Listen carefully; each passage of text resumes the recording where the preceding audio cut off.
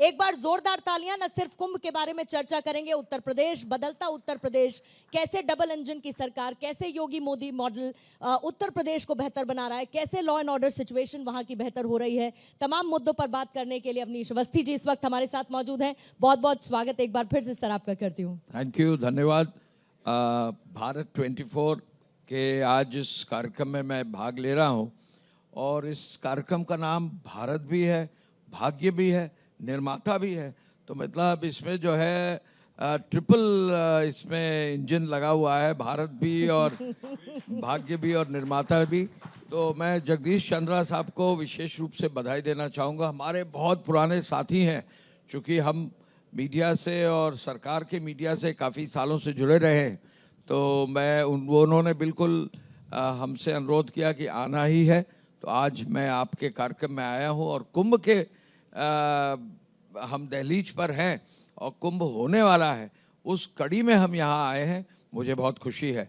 बहुत जल्दी ही 25 दिसंबर आएगा, क्रिसमस आएगी, अटल जयंती आएगी, नया साल 1 तारीख को आएगा, 11 जनवरी को राम मंदिर का 1 वर्ष प्राण प्रतिष्ठा का पूरा होगा और 13 जनवरी को कुंभ शुरू होकर फरवरी के अंत तक ये चलेगा।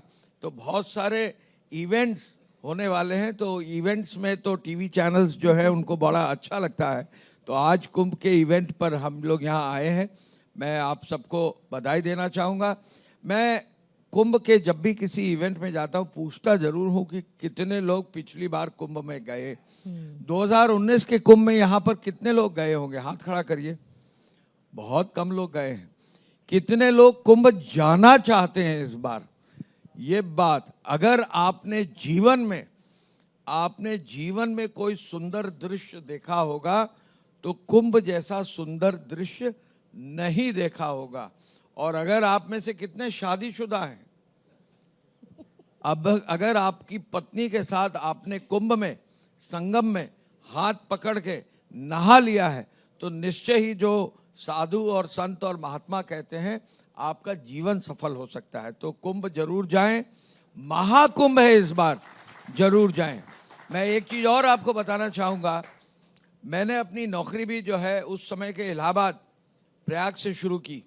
जिस दिन आदरणीय मुख्यमंत्री जी ने इलाहाबाद का नाम बदलकर प्रयाग किया तो पर मैं मंच पे बैठा था 89 के कुंभ में, तब की व्यवस्था में, और आज 19 के बाद जब 25 का कुंभ महाकुंभ हो रहा है, इसकी व्यवस्था में मैं कह सकता हूँ 1000 गुना ज़्यादा जो है यहाँ व्यवस्था हुई है। महाकुंभ की जो व्यवस्था है, अगर आपने जीवन अपना सफल करना है जरूर जाएं। अमृत जो वहाँ का है, गंगा जी का पानी बिल्कुल अमृत सा है, निश्चित ही वहाँ जाएं। बिल्कुल। और वहाँ पर जो जगह जगह होर्डिंग्स हैं, वह मानवता की अमूर्त सांस्कृतिक धरोहर के नाम से, और अमूमन जो तट होता है जो बहुत शांत नजर आता है, किस तरीके की चहल पहल और खूबसूरत चहल पहल। हालांकि आपने बहुत खूबसूरती के साथ जिक्र कर दिया कि वहाँ जब आप जाएंगे तो वो जो यंग जनरेशन में कहते हैं ना वाइब मिलेगी, वहां पर कैसी वाइब मिलेगी उसका जिक्र अभी भी अवनीश अवस्थी जी की तरफ से किया गया। लेकिन सबसे पहले, क्योंकि कुछ बातों का आपने जिक्र कर दिया है, लेकिन फिर भी मैं आपसे समझना चाहूंगी कि कुंभ को लेकर प्रयागराज किस तरीके से इस बार तैयार किया गया। 2019 का आपने जिक्र किया जब खुद प्रधानमंत्री मोदी जी भी पहुंचे थे, योगी आदित्यनाथ जी की तरफ से तैयारियों का जायजा, और इस बार भी योगी जी लगातार वहां पर पहुंच रहे हैं, सुनिश्चित करना चाहते हैं कि तैयारियां फुल प्रूफ हो, 100% हो जनता के लिए। देखिए, अगर आदरणीय मुख्यमंत्री जी का पहला कार्यकाल देखें तो उस पहले कार्यकाल की सबसे बड़ी पहली सफलता कुंभ का सफल आयोजन था। प्रधानमंत्री जी उत्तर प्रदेश के हैं, वाराणसी को उन्होंने वो रिप्रेजेंट करते हैं, और प्रधानमंत्री जी के सामने जब हम लोग कुंभ में वहाँ कार्यक्रम में रहे तो जब उन्होंने कहा भव्य, दिव्य, सुरक्षित और इतना खूबसूरत कुंभ, जब उन्होंने खुद बोला और जब फोटो खिंचाई तो उनकी बातों से, उनके चेहरे से, उनके भाव से झलक रहा था कि वो कितने खुश हुए। पहली बार, आपको जानकर ये हैरानी होगी, पहली बार कुंभ में प्रधानमंत्री की हैसियत से प्रधानमंत्री वहां पहुंचे थे। तो ये एक बहुत बड़ी जो है उपलब्धि थी। प्रयाग में कुंभ में प्रधानमंत्री कभी गए नहीं, और ये जो एक बहुत बड़ा सफल आयोजन हुआ प्रधानमंत्री जी के मार्गदर्शन में, और मैं इतना भी कह सकता हूं कि उस कुंभ में लगभग 25 करोड़ लोग आए। उत्तर प्रदेश के ही नहीं, पूरे देश के और विदेश के लोग आए। चूंकि मैं टूरिज्म और कल्चर और इंफॉर्मेशन और बाकी सब चीज़ों से जुड़ा रहा, तो उस कुंभ में एक ऑस्ट्रेलियन जो है 6 कुंभ बाद भी आ रहा था प्रणाम से, तो उसने बताया कि पहली बार 2019 में बहुत खूबसूरत और बहुत ही ब्यूटीफुल कुंभ उसने देखा। कुंभ में जो इस बार व्यवस्थाएं हैं, अभी मनोज जी ने बताया, जो 55 दिन का 45 से 55 दिन का कुंभ है, ये 13 तारीख से तो शुरू हो रहा है। जो मेन कार्यक्रम जो है मौनी अमावस्या का है लगभग 29 तारीख को, तो मौनी अमावस्या में इस बार जो है कम से कम 6 करोड़ लोग आने की संभावना है जी। और हमारे मुख्यमंत्री जी ने डिक्लेयर किया है, कल ही वो प्रयाग से ही होकर आए हैं। हर हफ्ते वो कुंभ की, महाकुंभ की तैयारी में जाते हैं। तो मौनी अमावस्या में लगभग 6 करोड़ लोग आएंगे और पूरे कुंभ में इस बार एक्सपेक्टेड है कि 40 करोड़ लोग आएंगे। और मुख्यमंत्री जी का और पूरी टीम का सबकी व्यवस्था ये दी गई है कि अगर 6 करोड़ की जगह 10 करोड़ भी आते हैं मौनी अमावस्या के दिन, तो उसकी भी व्यवस्था होगी। और अगर 40 करोड़ की जगह 100 करोड़ भी आते हैं तो उसकी भी व्यवस्था होगी। लेकिन ये समझने वाली बात है सर कि इतने सारे लोग जब पहुंचेंगे तो किस तरीके की तैयारियां। उसी बीच में संजय निषाद जी हमारे बीच में हैं। सर, आपका बहुत बहुत स्वागत करती हूँ। एक बार जोरदार तालियों के साथ माननीय संजय निषाद जी का हम स्वागत करते हैं। और इतने सारे लोगों की कैपेसिटी प्रयागराज में हैंडल कर पाना, और खासतौर से सर बच्चे पहुंचते हैं, बुजुर्ग पहुंचते हैं, पूरा का पूरा परिवार पहुंचता है। देखिए, 3-4 चीजें 19 के कुंभ से सीखकर इस बार इस कुंभ को और बृहद किया गया है। पहली चीज तो सुरक्षा व्यवस्था, आर्टिफिशियल इंटेलिजेंस का उपयोग करना, पूरी ट्रेनिंग देना, सीसीटीवी कैमरा से जो है पूरा उसकी मॉनिटरिंग करना। 2000 से अधिक कैमरे से मॉनिटरिंग हो रही है। जैसा भी बताया गया 50,000 से ज़्यादा तो डायरेक्टली कुंभ क्षेत्र में पुलिस की व्यवस्था होगी। और मैं आपको बता सकता हूं 19 के कुंभ का जो हम लोगों का एक्सपीरियंस है, पूरे कुंभ में 25 करोड़ लोगों के आने के बावजूद भी कहीं एक पुलिस वाले की एक भी डंडा चला हो या कहीं किसी एक पुलिस वाले ने किसी के साथ कभी कोई ऐसी बात की हो या कहीं भी कोई घटना हुई हो, ऐसा नहीं हुआ। तो इसमें बहुत तैयारी महीनों सालों से की जाती है। पुलिस को प्रॉपरली ट्रेन किया जाता है, मेला फ्रेंडली किया जाता है, टेक्नोलॉजिकली उनको सिखाया जाता है, समझाया जाता है, और तब ये पूरी व्यवस्था लागू होती है। दूसरी चीज 2019 में जो पहली बार किया गया वो bio toilets, bio remediation, sanitation का था। कुंभ जब भी हुआ करता था लोग खुले में शौच के लिए चले जाया करते थे। पहली बार पिछली बार बायो टॉयलेट्स यूज करके एक भी जो है जो भी सीवेज का वेस्ट होता था वो नदी में नहीं गया। पिछले कई बार जब भी कुंभ हुए, मैं तो 2013 के कुंभ को भी मैंने देखा, बिजली की व्यवस्था मैंने जो है 2007 के कुंभ में व्यवस्थित की जी। तो कुंभ से मैं लगातार जुड़ा रहा हूं। तो पहली बार 2019 के कुंभ में ऐसी व्यवस्था रही कि किसी भी सूरत में कोई भी टॉयलेट, कोई भी वेस्ट, कोई भी जो है मल मूत्र जो है पानी में नहीं गया। कोर्ट्स पहले कई बार जो है हाई कोर्ट इंटरफेयर करती थी, लेकिन गंगा जी का पानी, यमुना जी का पानी बड़ा खूबसूरत और सुंदर रहा। इस बार आपने पिछली बार आपने देखा होगा, हम सभी लोग जो है अधिकारी तो जैसा तैसा, मुख्यमंत्री जी उन्होंने भी नहान में भाग लिया, माननीय मंत्रीगणों ने नहाया। इस बार भी जो है बहुत जल्दी लोग नहान करेंगे, बहुत जल्दी लोग जाएंगे, और इस बार पानी इतना शुद्ध होगा कि आचमन भी आप कर सकेंगे। तो ये एक विशेष जो है प्रयास है जो कुंभ का विशेष है। कुंभ लगभग 25% ज्यादा एरिया में है। पॉन्टून ब्रिजेस वहां की संख्या बढ़ा दी गई है। और 3-4 फैक्ट्स मैं बताना चाहूंगा कि लास्ट टाइम जो कुंभ हुआ था तो प्रदेश सरकार ने लगभग 3,700 करोड़ खर्च किए थे। इस बार 7,000 करोड़ तो केवल प्रदेश सरकार खर्च कर रही है, और उसमें भी भारत सरकार ने अपना योगदान जो है प्रदेश सरकार के लिए दुगना कर दिया है। और केंद्र सरकार भी जो है बहुत तैयारी में है। केंद्र सरकार का रेलवे विभाग, एयरपोर्ट अथॉरिटी का नया, वहां पर पिछली बार कुंभ में एयरपोर्ट चालू किया गया था। जो मिनिस्ट्री ऑफ रोड ट्रांसपोर्ट है वो अपनी सड़कों को, और NHAI अपनी सड़कों को कुल मिला के 7,000 करोड़ और खर्च कर रहा है। तो लगभग 15,000 करोड़ तो डायरेक्ट खर्च हो रहा है। मैं तो केवल इतना बताना चाहूंगा, क्योंकि हम लोग $1 ट्रिलियन इकोनॉमी के लक्ष्य में और इसके इकोनॉमिक एस्पेक्ट्स को भी देख रहे हैं। IIT Kanpur, IIM Bangalore, IIM Ahmedabad इन सबको स्टडी कर रहा है कुंभ की व्यवस्था को। तो इसमें अगर 40 करोड़ लोग आते हैं और 4,000 रुपया भी कोई खर्च करता है तो 1,60,000 करोड़ तो इकोनॉमी पर इम्पैक्ट आएगा।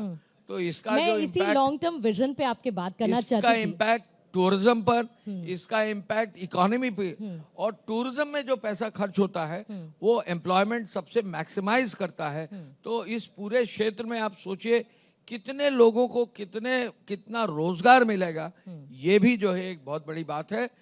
कुंभ जो है, महाकुंभ जो है, जब इसको यूनेस्को ने डिक्लेयर किया है इंटैंजिबल वर्ल्ड हेरिटेज, तो बिना इनविटेशन के पूरे विश्व में इतना बड़ा आयोजन पूरे विश्व में न तो कभी होता है और न भी कभी होने की संभावना है। बिल्कुल सही बात है तो सर। ये एक और अनूठी चीज बदलते है। समय के साथ लोगों के पहुंचने की संख्या बढ़ती जा रही है, उसको मैनेज करना आधुनिक तौर पर हमें उसके साथ हम अडेप्ट करते जा रहे हैं, ये बड़ी बात है। आपने थोड़ी देर पहले सफाई का जिक्र किया सर। जी। कुछ दिन पहले एक स्टोरी हमने की, RSS की तरफ से इस बार एक बड़ी अच्छी पहल की गई है, जो एक थाली एक अभियान उनकी तरफ से चलाया गया है, ताकि जो पत्तल होते हैं, क्योंकि उससे एक बड़ा पाइल इकट्ठा हो जाता है कूड़े का, कचरे का, तो एक वो भी बड़ा अच्छा, क्योंकि वहां सब आते हैं अपनी एक थाली लेकर आए, अपना एक थैला लेकर आए। उस इनिशिएटिव को आप कैसे देखते हैं? देखिए, RSS की तरफ से और जो अन्य संस्थाएं हैं, पिछली बार तो हम लोग ने देखा सफाई के साथ साथ आंखों का ऑपरेशन का भी जो है वहां पर बहुत बड़ी अच्छी व्यवस्था थी। हेल्थ कैंप्स जो है वहां लगाए गए, फ्री भोजन खिलाया जाता है। देश में क्या पूरे विश्व में कहीं ऐसा होगा कि बिना भेदभाव के, बिना जाति को देखकर रोज लोग, लाखों करोड़ों लोग खाना खा रहे हैं। और इस बार लोग इतने आतुर हैं कि हमें जगह दीजिए, हम फ्री में भोजन कराना चाहते हैं। तो ये एक ऐसी अनूठी चीज है कि इसको देखने की जरूरत है। और सफाई कर्मियों की आपने बात की, क्या किसी भी देश के प्रधानमंत्री ने कभी सफाई कर्मियों के पैर धोए होंगे? ये पिछले कुंभ में हुआ। तो ये जो चीज देखने को मिली है, निश्चय ही ये एक अनूठी और अलग चीज है। और इसलिए मैंने ऑडियंस को आह्वान किया कि आप अपने परिवार, अगर आप ग्रैंडफादर हैं तो ग्रैंडचिल्ड्रन, आप छोटे हैं तो अपने माँ बाप के साथ जरूर कुंभ जाएं, रहें और वहां पर उस जगह का लाभ दें। एक चीज और पिछली बार हम लोगों ने शुरू किया, और इस बार जो है मैं आप लोगों को बताना चाहूंगा, टेंट सिटी। कुंभ में पिछली बार हम लोगों ने काफी मात्रा में टेंट सिटी की स्थापना की थी। इस बार 1,60,000 टेंट स्थापित होंगे। आप में से कितने लोग रात में कभी टेंट पे रुके हैं नदी के किनारे? वाह वाह वाह। अगर नदी के किनारे टेंट में आप रुके और सुविधाजनक टेंटों में रुके तो निश्चय ही इससे खूबसूरत जो है कोई भी, सर देखिए वहां बैठे हैं, इससे खूबसूरत जो है कोई अच्छा अनूठा एक्सपीरियंस नहीं होगा। और मैं 2-3 चीजें और बताना चाहूंगा प्रदेश सरकार की ओर से। अभी प्रधानमंत्री जी ने शुरुआत भी कर दी है, पहला जो 13 तारीख को कार्यक्रम किया। पिछली बार हिस्ट्री ऑफ कुंभ में अक्षयवट जो बंद था और जो आर्मी के कंट्रोल में था वो खुला नहीं था। पिछली बार कुंभ में पहली बार उस समय की जो रक्षा मंत्री थी निर्मला सीतारमण जी, उन्होंने अनुमति दी और पहली बार अक्षयवट तक श्रद्धालुओं को जाने की व्यवस्था की। अब इस बार उसको और बृहद किया गया है। अक्षयवट का कॉरिडोर बनाया गया है, सरस्वती कूप का कॉरिडोर बनाया गया है, पातालपुरी जो है जाने की जगह है, भारद्वाज आश्रम जहाँ से हमारा फाउंटेन हेड ऑफ नॉलेज है वहाँ बहुत खूबसूरत बनाया गया है। इसके अलावा जो है श्रृंगवेरपुर धाम, अगर आप में से कोई भी संगम जाए तो श्रृंगवेरपुर जरूर जाए, क्योंकि निषाद राज की जो वहाँ भव्य मूर्ति वहाँ बनी है उससे सुंदर कोई जगह आपको मिलेगी नहीं।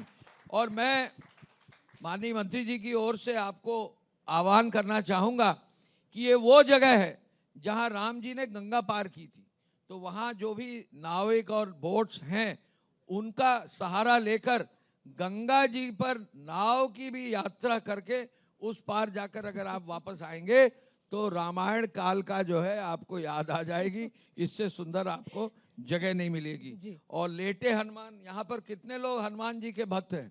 काफी लोग होंगे। लेटे हनुमान तो वहीं एक ही लेटे हनुमान हैं जिनपे गंगा जी साल में एक बार पानी से उनका जो है पूरा जो है उनके पूरे क्षेत्र तक पानी पहुंचा के उनको आशीर्वाद देती हैं। तो इससे खूबसूरत क्या चीज हो सकती है। और आपको सुनकर मुझे महसूस हो पा रहा है कि कितना एक्साइटमेंट है कुंभ की तैयारियों को लेकर। और कुंभ शुरू होने से पहले वो कहते हैं ना कि सब प्लानिंग बहुत लंबी और उसका एग्जीक्यूशन सही तरीके से हो जाए। जब घर में बेटी की शादी होती है और जब बेटी ब्याह जाए और उसके बाद की जो तसल्ली होती है, मुझे लगता है कुंभ के बाद वैसी तसल्ली। और मैं आज सुबह 7 बजे विजय आनंद जो वहाँ के मेलाधिकारी 7 बजे सुबह मैं उनसे बात कर रहा था लैंड करते ही दिल्ली।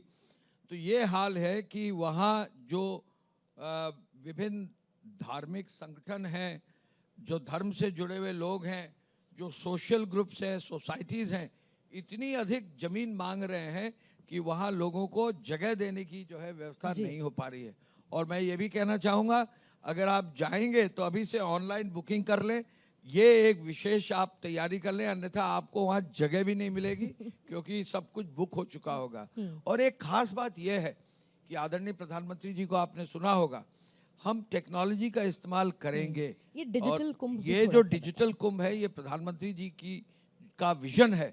और डिजिटल कुंभ में वहाँ पर जो सॉफ्टवेयर है, उस सॉफ्टवेयर को वहाँ जो चैटबॉट्स हैं, जो वहाँ पर एप्लीकेशंस है, सब डिजिटाइज किया गया है। अभी हाल में मैं पेरिस ओलंपिक्स में गया था, क्या खूबसूरत फ्रांस ने अपनी वेबसाइट और बाकी अपनी एप्लीकेशन बना रखी थी। उतनी ही सुंदर, उतनी ही व्यापक, उतनी ही हेल्पफुल जो है कुंभ की वेबसाइट्स और कुंभ के एप्लीकेशंस होंगे और इसका लाभ लोगों को मिलेगा। और अभी आपने मनोज जी ने कहा रेलवे का, पिछली बार रेल की व्यवस्था उतनी नहीं हो पाई थी, इस बार वंदे भारत तमाम सारी जो है वहाँ के लिए व्यवस्थित कर दी गई हैं। इस बार जो है रोड्स की व्यवस्था, हमारी एक्सप्रेसवेज पूरे देश की सबसे बढ़िया है। तो आप दिल्ली से अगर चलेंगी तो निश्चय ही जो है बहुत जल्दी प्रयागराज पहुंच जाएंगी।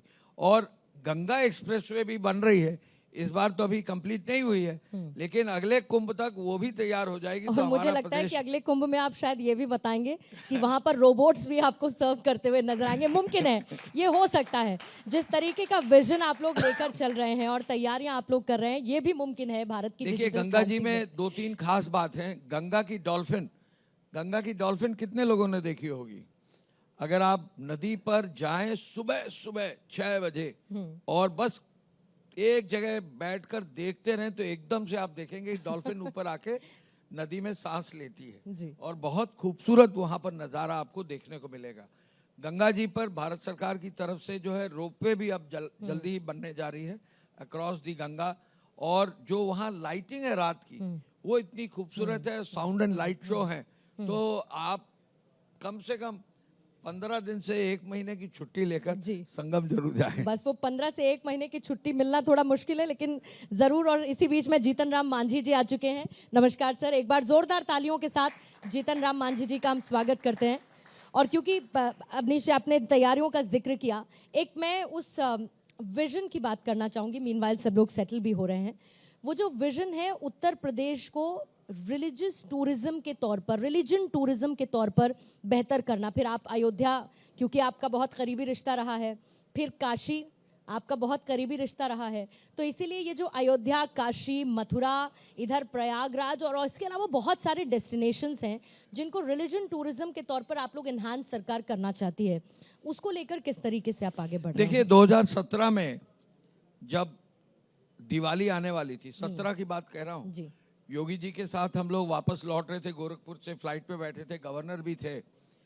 तो माननीय मुख्यमंत्री जी ने पूछा कि दिवाली में अयोध्या में क्या होता है। मैं वहाँ का कलेक्टर रहा हूँ, तो मैंने कहा दिवाली में अयोध्या बिल्कुल अंधेरी रहती है, वहाँ कुछ होता नहीं, वहाँ का प्रशासन जल्दी कुछ करने नहीं देता है।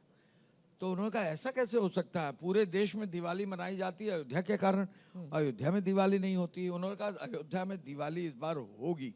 और आपने देखा दीपोत्सव अयोध्या का पहली बार जब 2017 में आयोजित हुआ और दीप जलाए गए, तब 1,00,000-1,50,000 केवल दीप जलाए गए थे। पिछली बार जब प्रधानमंत्री जी गए थे तो 22 लाख और इस बार 25 लाख दीप जलाए गए हैं।